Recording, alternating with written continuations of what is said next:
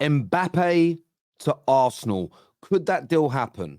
Will the Gunners be in the mix? We're going to delve into that, plus the ramifications of Kylian Mbappe leaving Paris Saint-Germain on the likes of Chelsea and Arsenal, with one of their number one targets, Victor Osimhen, linked with a move to PSG, and Liverpool considered the front runners to take Alonso away from Bayer Leverkusen. But Bayern Munich may also step in and try and take the Spanish manager. Hit the like button, subscribe. We're going to delve into these stories this morning for you. Let's do this.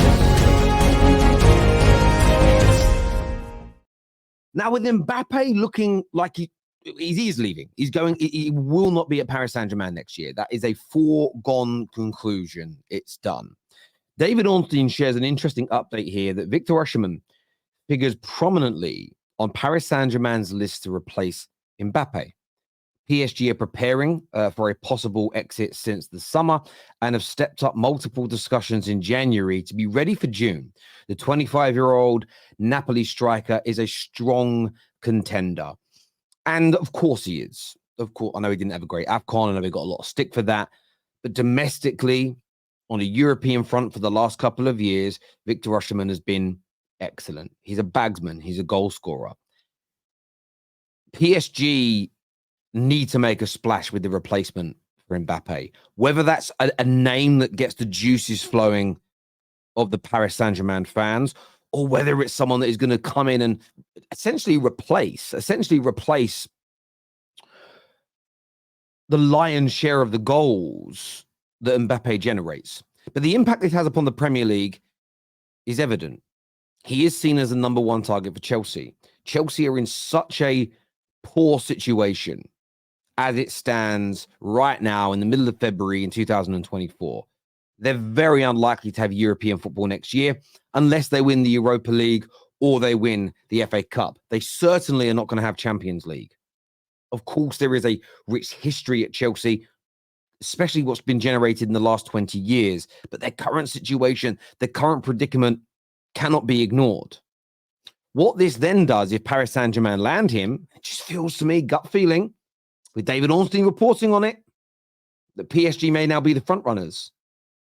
Where does Chelsea's striker priorities change? Is it then going to be Ivan Toney, who of course is a huge target for Arsenal? Victor Osimhen is also a target of Arsenal. Do Chelsea now up their pursuit?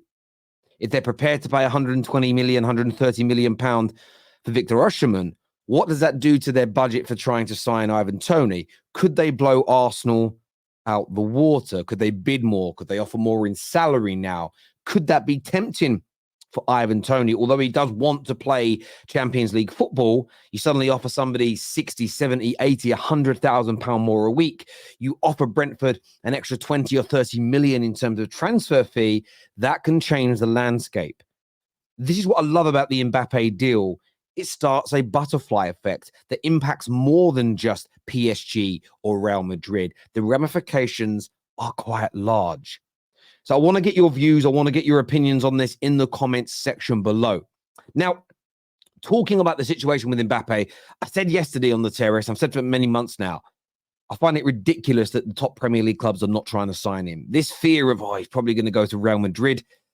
I think bids should be going in. I think he should be in the conversation. Take a look here at what Arteta has had to say about this situation. I think we all know where he's going, but you know. Well, the talk is Real Madrid, but I just wonder if the talk could be Arsenal potentially. Would you be interested?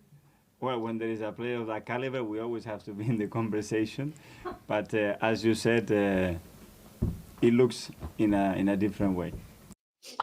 It does look like he's going Real Madrid, but I like what Mikel Arteta has said here. And I hope to hear this from Man United. I hope to hear this from Liverpool. I hope to hear this from Manchester City, potentially.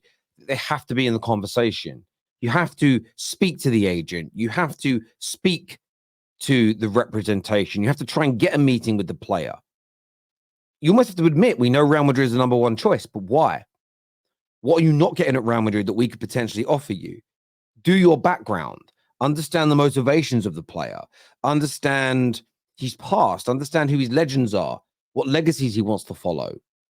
Understand what his motivation is. And then you can build a package that potentially tick some boxes that Real Madrid don't. Who knows what's going to happen at Real Madrid between now and the end of the season? Maybe they get a catastrophic injury or two and have to look elsewhere in the transfer market, which eats into their budget.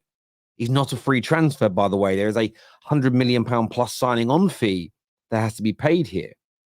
You would also expect the likes of Man United, Arsenal, Liverpool to be knocking on the doors of their sponsors. It's like, okay, this is our current deal. And I hear a lot of people say that shirt sales don't impact clubs. Well, if you look at Liverpool, they get, I think, around about 30% for the sale of a shirt. But knock on the door of the manufacturer and say, look, if we can bring in Kylian Mbappe, what does that do? How are you willing to help us? You know, how are you willing to how are you willing to support us financially in this endeavor? I just think it's really important. And I mean, who is Mbappe sponsored by? Is it Nike? I believe it's Nike. The last time I checked, it was Nike. It may have changed. But again, if you've got Nike connected to your club in any way, you say, right, he's your guy, whoever he is with. Might be with Adidas. I haven't checked. You guys can tell me in the comment section. But you knock on their door, what can we do? The power and the marketability of this man makes it affordable, in my opinion.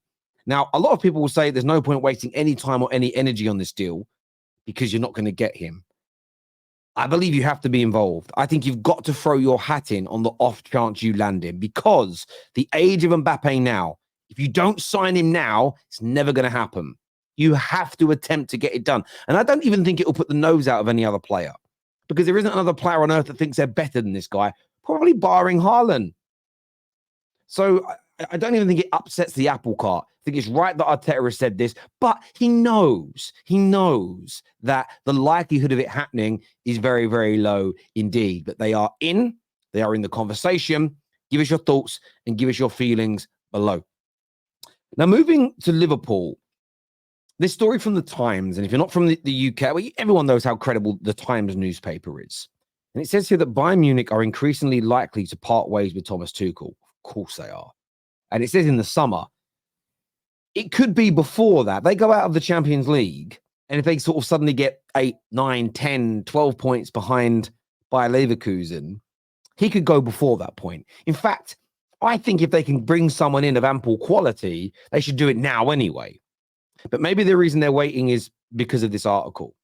And that's that they are set to rival Liverpool in trying to appoint Alonso. Now, of course, Alonso played for Bayern Munich as well. There is a connection there. It's also reaffirms my genuine belief about the situation in Germany, that everything is geared towards making Bayern Munich the best team.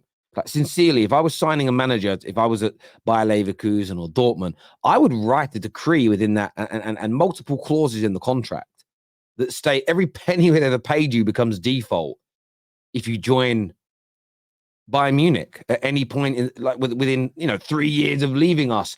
It's crazy how they dominate that league with such a monopoly.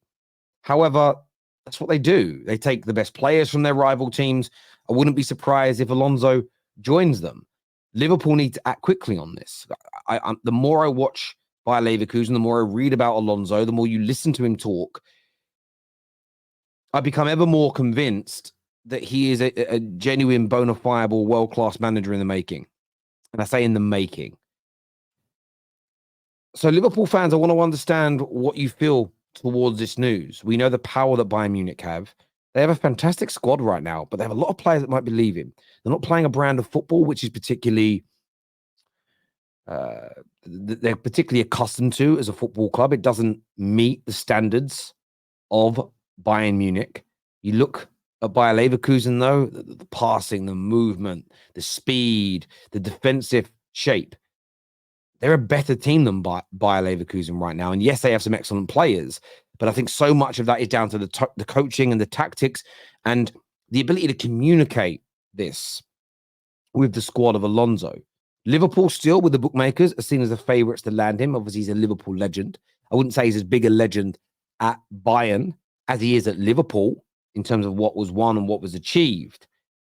But this should be a slightly worrying situation, in my personal opinion, for Liverpool supporters. But as ever, your opinions on this situation matter hugely to me, more important than mine. More important than the story itself. I want to get your views. I want to get your opinions.